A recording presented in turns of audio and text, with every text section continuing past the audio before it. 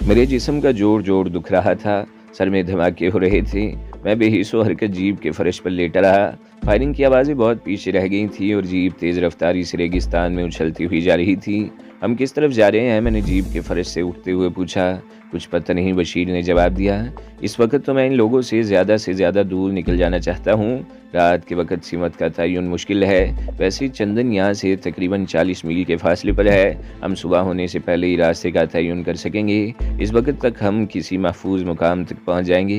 वो पहाड़ी कहाँ पर है जहाँ से शुतर सवार मुझे और सीता को बेहोशी की हालत में उठा कर लाया था? मैंने पूछा। इसी रास्ते में है, चंदन से तकरीबन 30 मील के फासले पर। वहाँ से तकरीबन 5 मील शुमाल में वो सड़क है जो चंदन और पोखरान की तरफ जाती है। बशीर ने कहा।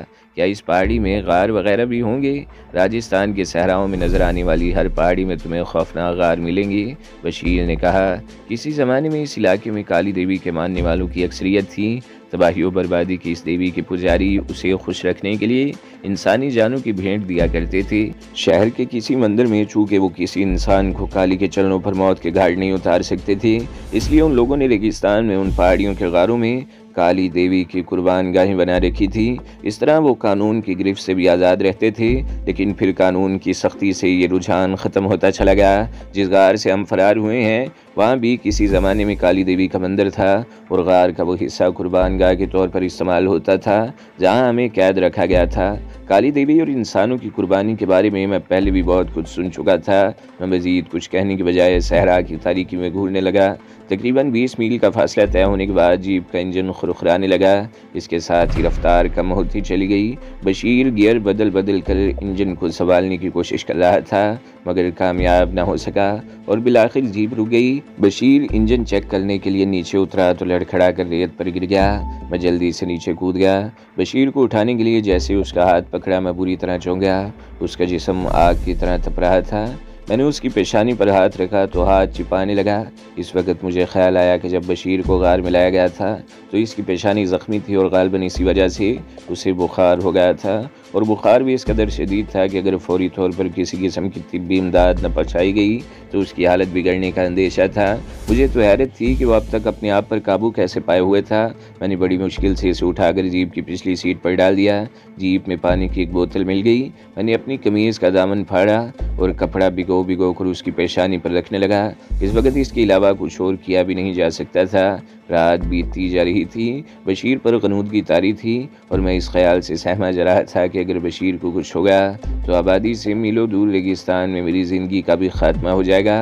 अगर रामदास मल्होत्रा और उसके वहशी साथियों के हाथ आने से बच भी गया तो दिन में अंगारों की तरह थकती हुई रेत मुझे मौत की नींद सुला देगी। रात के आखिरी पहर बशीर को कुछ होश आया, लेकिन वह अपनी जगह से उठने में कामयाब नहीं हो सका। मैंने उसे लेटे रहने का मशवरा दिया और ध्यान बटाने के लिए उससे बातें करने लगा। मैं एक बात पूछना चाहता हूँ वहीद, बशीर ने मेरे चेहरे पर नज़र जमाते हुए कहा। तुमने बताया था कि रामदास मल्होत्रा तुमसे किसी माइक्रो फिल्म के बारे में पूछ रहा था। जहाँ तक मेरा ख्याल है सीता की मौत और मुझ पर तशद्दुद भी तुम्हारी वजह से हुआ है। आखिर क्यों? बशीर के इस क्यों के पीछे बहुत से सवालात पोशीदा थे। मैं फौरी तौर पर जवाब देने के बजाय सोचने लगा कि मेरी वजह से यहाँ 2 कत्ल हो चुके हैं। बशीर भी मेरी वजह से मुसीबत में फंसा हुआ है। अगर वो मुझे लेकर भाग निकलने में कामयाब न हो पाता तो यकीनन मुझे भी कत्ल कर दिया जाता।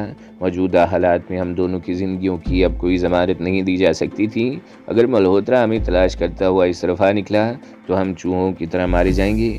मल्होत्रा और उसके साथी मुसल्ले थे, जबकि हम दोनों निहत्थे थे और हमारी तरफ से किसी किस्म का दफा मुमकिन नहीं था। मैंने फैसला किया कि ज़िंदगी के इस नाजुक मोड़ पर बशीर को तमाम हालात से आगाह कर दिया जाए। फिलआखिर चंद लम्हों की खामोशी के बाद मैं मध्यम लहजे में बशीर को इस खूनरेज़ी का पस मंज़र बताने लगा। वो माइक्रो फिल्म कहाँ है? इसने मेरे खामोश होने पर पूछा। मैं उस फिल्म के बारे में कुछ नहीं जानता, मैंने जवाब दिया। ये मत समझना कि मैं तुम्हें कुछ बताना नहीं चाहता। मुझे तुम पर एतमाद नहीं है। अगर एतमाद ना होता तो अपने बारे में ये सब कुछ कभी ना बताता। हकीकत यह है कि इंटेलिजेंस ऑफिसर बाबू राव ने मुझे कोई फ़िल्म नहीं दी थी और ना ही मैं इस सिलसिले में कुछ जानता हूँ। उसने हमें अपनी गाड़ी पोखरान पहुँचाने के लिए कहा था। वो फिल्म अगर इस गाड़ी में कहीं छुपाई गई हो तो मैं कह नहीं सकता। मुझे तुमसे हमदर्दी है शमरोज़। बिलाखिर इसने कहा, अगर किसी हिंदू को तुम्हारी असलियत का पता चल जाता तो तुम 1 मिनट भी ज़िंदा नहीं रह सकते। अगर तुम दोबारा मल्होत्रा के हाथ लग गए तो वो भी तुम्हें इस वक्त तक ज़िंदा रखेगा जब तक तुम इससे माइक्रो फिल्म के बारे में कुछ बता नहीं देते। मैं माइक्रो फिल्म के बारे में कुछ नहीं जानता, मैंने कहा, और जब उससे यकीन हो जाएगा कि तुम वाकई उस फिल्म के बारे में कुछ नहीं जानते तो इस सूरत में भी वो तुम्हें मौत के घाट उतारने में देर नहीं लगाएगा, बशीर ने कहा। कुछ देर बाद मौजू बदल गया और हम बातों में इस कदर मगन हो गए कि वक्त गुजरने का एहसास ही नहीं रहा। दिन का हल्का सा उजाला फैल रहा था। बशीर ने जीप का बोनट उठाया और इंजन चेक करने लगा। बैटरी का तार लूज़ हो गया था। उसे दुरुस्त करते इंजन स्टार्ट हो गया। बशीर की हालत अगरचे ज़्यादा बेहतर नहीं थी, लेकिन उसने जीप को तेज़ रफ्तारी से दौड़ा दिया। बुखार के बायस स्टीयरिंग पर उसके हाथ कँपकँपा रहे थे। मच्छी की उफ़क़ पर सुर्खी फैल रही थी। कुछ देर बाद सूरज तुलू हो गया। सूरज का गोला मंजर आम पर आते ही आसमान से आग बरसने लगी, रेत तपने लगी। रात के वक्त हवा के जो झोंके खुशगवार महसूस हो रहे थे अब लोग के थपेड़े बनकर जिस्म को झुलसाए दे रहे थे। हम सही सीमत में जा रहे थे। बशीर के ख्याल में चंदन ज़्यादा से ज़्यादा 20 मील दूर था। जीप की टंकी में इतना पेट्रोल मौजूद था कि अगर रास्ता भटके बगैर चलते रहे तो आसानी से वहाँ पहुँच सकती थी, लेकिन सहरा में भटकने का ख्याल ही रूह फरसा था। गर्मी की शिद्दत से दिमाग पिघला जा रहा था। प्यास से हलक में कांटे पड़ रहे थे। बोतल में सिर्फ चंद घूंट पानी रह गया था और हम दोनों में से कोई भी उसे इस्तेमाल नहीं कर रहा था। पानी के ये चंद घूंट हमने किसी इंतहाई नाजुक वक़्त के लिए महफूज कर रखे थे। बशीर की हालत फिर बिगड़ने लगी। मैंने उसे एक घूंट पीने का मशवरा दिया, मगर उसने इनकार कर दिया। स्टीयरिंग उसके काबू में नहीं था, लेकिन वो स्टीयरिंग से हटने को भी तैयार नहीं था। सामने बहुत दूर एक पहाड़ी नजर आ रही थी। मेरे ख्याल में उसका फासला 3-4 मील से कम नहीं था। जीप का रुख उसी पहाड़ी की तरफ था। मेरे ज़हन में अचानक यह ख्याल उभरा कि ये वो पहाड़ी तो नहीं जहाँ मुझे और सीता को हादसा पेश आया। हम अब तक तकरीबन 20 मील का फासला तय कर चुके थे और बशीर के कहने के मुताबिक वो पहाड़ी चंदन से आधे रास्ते में थी। इस हिसाब से वही पहाड़ी होनी चाहिए। क्या ये वही पहाड़ी है जहाँ हमें हादसा पेश आया था? मैं पूछे बगैर नहीं रह सका। हाँ, और इस तरफ तकरीबन 5 मील दूर पोखरान की तरफ जाने वाली सड़क है। बशीर ने एक तरफ इशारा किया, फिर चौंकते हुए बोला, ओ वो देखो, वो क्या है? मैंने भी चौंक कर उस तरफ देखा। वो एक स्याह नुक्ता था जो लम्हा ब लम्हा वाज़ेह होता जा रहा था। वो कोई जीप थी जो बड़ी तेज़ी से फासला समेट रही थी। उस जीप को देखकर मेरा दिल लर्ज़ उठा। मैं ये समझने में देर नहीं लगा सका कि रामदास मल्होत्रा हमसे पहले यहाँ पहुँच गया था और अब बड़ी तेज़ी से हमारी तरफ आ रहा था। हम एक बार फिर वहीं पहुँच गए जहाँ से चले थे। बशीर ने उस जीप को अपनी तरफ आते देखने के बावजूद अपनी जीप की रफ्तार कम नहीं की। बशीर, उधर देखो, बाएं तरफ। मैंने बाएं तरफ इशारा किया। उस तरफ से भी एक जीप तेज़ रफ्तारी से हमारी तरफ आ रही थी। शायद वो हमें दोनों तरफ से घेरने की कोशिश कर रहे थे। मैंने कहा, वो मल्होत्रा के साथी नहीं? बशीर ने जवाब दिया। पुलिस जीप है। जीप पर पुलिस का एक फ्लैग भी नजर आ रहा है। शायद कैप्टन गोपाल सिंह हमारी तलाश में इस तरफ आ निकला है। गौर से देखने पर मुझे भी दूसरी जीप पर एक छोटा सा झंडा लहराता हुआ नजर आ गया। अब मुझे इत्मीनान हो गया कि हम मल्होत्रा के शिकंजे में आने से बच जाएंगे। बशीर ने जीप की रफ्तार कुछ और बढ़ा दी। हमारी जीप दूसरी दोनों जीपों के दरमियानी रुख पर बढ़ रही थी। इन दोनों जीपों की रफ्तार में भी कोई फ़र्क नहीं आया था। फासला लम्हा ब लम्हा सिमटने लगा। अब दोनों तरफ की जीपें इतना करीब आ चुकी थी कि इनमें बैठे हुए आदमियों को देखा जा सकता था। दाएं तरफ से आने वाली जीप में मल्होत्रा और उसके साथी थे और बाएं तरफ से आने वाली जीप में कैप्टन गोपाल और 3 कांस्टेबल नजर आ रहे थे। बशीर शायद इन दोनों जीपों के दरमियान से अपनी जीप निकाल ले जाना चाहता था। उसकी नज़रें मल्होत्रा वाली जीप पर थीं। शायद वो फैसले का तयन करके फायरिंग रेंज से दूर रहना चाहता था। मेरी नज़रें अचानक ही सामने गहरे खड्ड की तरफ उठ गईं। हमारी जीप तेज़ी से उस खड्ड की तरफ बढ़ रही थी। मैंने चीख कर बशीर को उस तरफ मुतवज्जा करना चाहा, लेकिन अब बहुत देर हो चुकी थी। जीप के पहियों ने ज़मीन छोड़ दी। चलने में हवा में तैरती रही, फिर कलाबाजी खाती हुई एक ज़ोरदार धमाके से खड्ड की तह में गिर गई। ये मेरी खुशकिस्मती थी कि मैंने जीप के खड्ड तक पहुंचने से पहले ही जीप से छलांग लगा दी थी। मैं लुढ़कता हुआ एक छोटे खड्ड में गिर गया। मेरे दिमाग में धमाके से हो रहे थे। तारीकी में डूबते जहन के साथ फायरिंग की आवाज़ें भी मेरी समाज से टकरा रही थीं। मैंने कान फाड़ देने वाला एक आखिरी ज़ोरदार धमाका सुना और इसके बाद कुछ मालूम नहीं हो सका। मेरा जहन मुकम्मल तौर पर तारीकी में डूब गया था।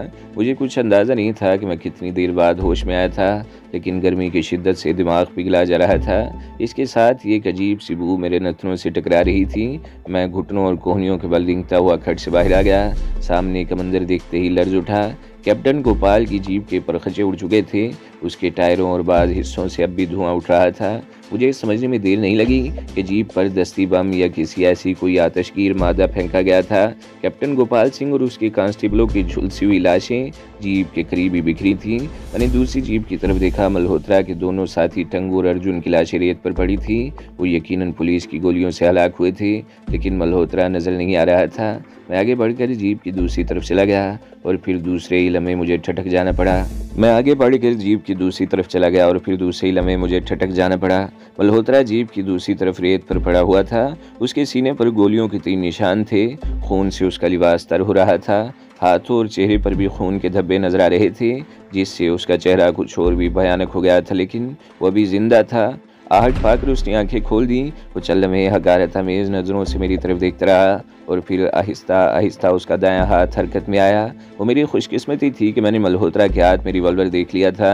मैंने बड़ी तेज़ी से आगे बढ़कर मल्होत्रा के हाथ पर ठोकर मार दी। रिवॉल्वर उसके हाथ से छूटकर दूर जा गिरा। मैंने झपट कर रिवॉल्वर उठा लिया और उसका रुख मल्होत्रा के सर की तरफ करके ट्रिगर दबा दिया। एक धमाका हुआ और गोली मल्होत्रा की पेशानी में पेवस्त हो गई। मैंने रिवॉल्वर उसकी लाश के करीब फेंक दिया। चंद लम्हे उसकी तरफ देखता रहा और फिर पहाड़ी की तरफ चलने लगा। पहाड़ी में गार तलाश करने में मुझे दुश्वारी पेश नहीं आई। गार में खौफनाक मंजर मेरा मुंतज़िर था। मेरी कार तो मौजूद थी, लेकिन उसके करीब ही ज़मीन पर एक आदमी की लाश पड़ी हुई थी, जिसके जिस्म की रंगत बिल्कुल स्याह थी। मुझे समझने में देर नहीं लगी कि वही शख्स था जिसने मुझे और सीता को अस्पताल पहुंचाया था। मेरा अंदाज़ा था कि हम दोनों को अस्पताल ले जाने से पहले उसने कार गार में लाकर खड़ी कर दी होगी और हमें अस्पताल पहुंचाने के बाद इसकी नीयत बदल गई होगी। उसने कार में रखे हुए सूटकेस में सोने की मूर्तियां और जेवरात देख लिए होंगे और ये सब कुछ चुराने की नीयत से आया होगा, लेकिन किसी जहरीले सांप ने उसे डस लिया।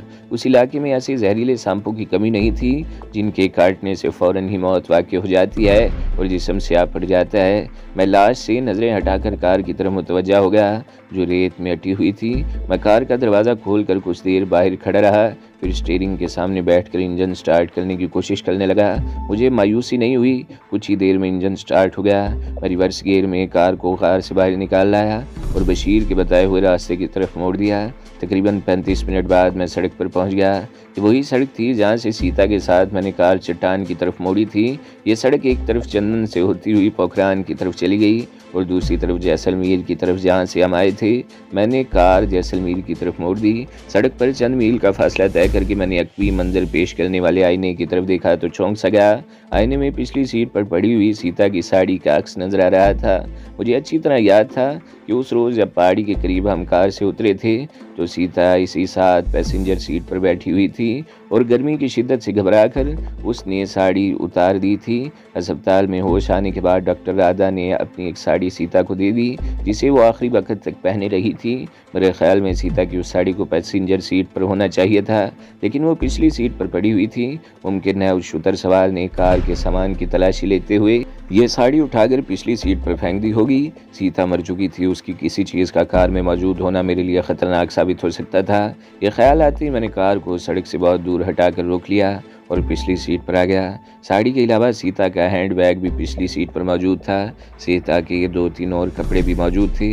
दूसरी चीज़ें भी सूट केस में मौजूद थीं। मैंने तमाम कपड़े, हैंड बैग और सीता से ताल्लुक़ रखने वाली हर चीज़ को सीता की साड़ी में लपेट कर एक गठरी से बना दी और कार से उतराया। कार से चंद गज दूर रेत में गड्ढा खोद कर गठरी को दफन कर दिया और हाथ झाड़ता हुआ दोबारा कार में आ गया। सूटकेस में सोने की मूर्तियां और जेवरात जो के तू मौजूद थे। मैंने उन पर अपने कपड़े डाल दिए और सूटकेस बंद करके ड्राइविंग सीट पर आ गया। मेरा रुख अगरचे जैसलमेर की तरफ था, मगर मैं जैसलमेर नहीं जाना चाहता था। जैसलमेर से चंद मील पहले कच्ची सड़क देवी कोट नामी कस्बे की तरफ मुड़ गई थी। यही सड़क आगे जाकर जैसलमेर से बाड़मेर की तरफ जाने वाली पुख्ता सड़क से मिल जाती थी। मैंने कार देवी कोट की तरफ जाने वाली कच्ची सड़क पर मोड़ दी।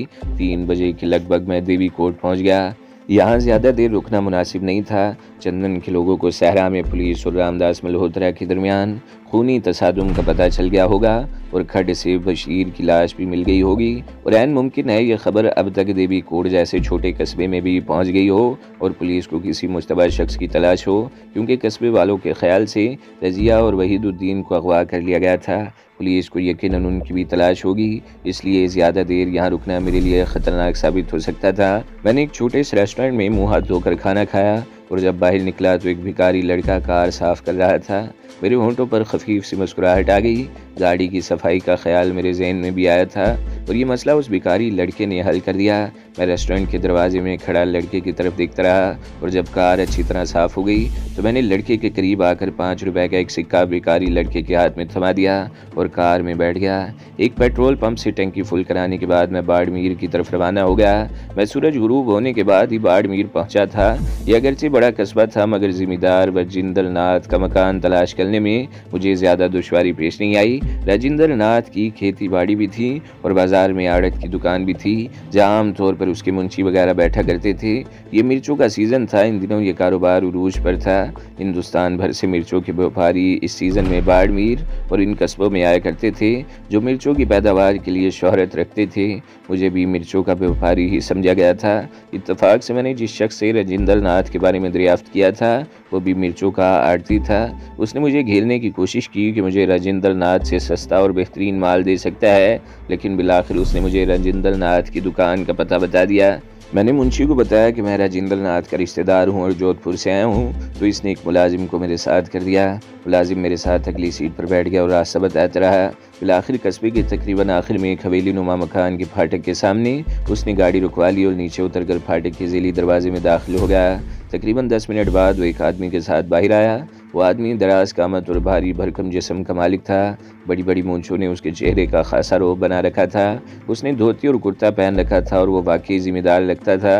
मैंने हिंदुआना अंदाज में उसे प्रणाम किया और उसे ज़रा अलग ले जाकर कहा, मैं सीता का दोस्त महावीर सिंह हूँ। कुछ मेहमान आपके पास पहले भी आ चुके हैं और सीता कहाँ है? वो मेरी बात काट कर कार की तरफ देखने लगा। वो जैसलमेर में है, मैंने जवाब दिया।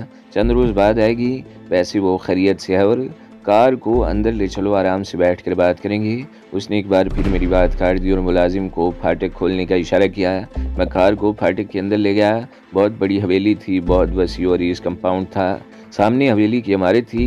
दाएं तरफ दरख्तों के नीचे एक ट्रैक्टर और एक कार खड़ी थी। मैंने अपनी कार भी इनके पीछे खड़ी कर दी। राजिंदर नाथ मुझे हवेली के एक कमरे में ले आया और सीता के बारे में मुख्तलिफ सवालात करने लगा। बातों के दौरान एक मौके पर उसने मुझे शमरोज़ के नाम से मुखातिब किया तो मैं उछल पड़ा। मैं सब कुछ जानता हूँ, उसने कहा। भारत सरकार ने अगर हमारे ख़ानदान के साथ ज़्यादतियाँ न की होती तो हमें सीता की इस हरकत पर अफसोस होता, लेकिन अपने साथ सरकार की ज़्यादतियों को देखते हुए हम ये सोचने पर मजबूर हैं कि सीता ने जो कुछ भी किया ठीक किया और जो कुछ भी कर रही है ठीक कर रही है। हमें कोई अफसोस नहीं। मैं दिल ही दिल में मुस्कुराए बगैर नहीं रह सका। उसकी बातों से अंदाज़ा लगा लिया था कि अब मुझे कोई ख़तरा नहीं है। सीता को तो तुम्हारे साथ आना था, वो क्यों ना आई? उसने सवालिया निगाहों से मेरी तरफ देखा। किसी वजह से उसे जैसलमेर में रुकना पड़ गया। वो 2-3-4 रोज़ मज़ीद वहाँ रहेगी, उसके बाद शायद वो जयपुर भी जाएगी। मैंने उठकर सूटकेस खोला और सोने की 2 मूर्तियाँ निकाल कर उसे पेश कर दी।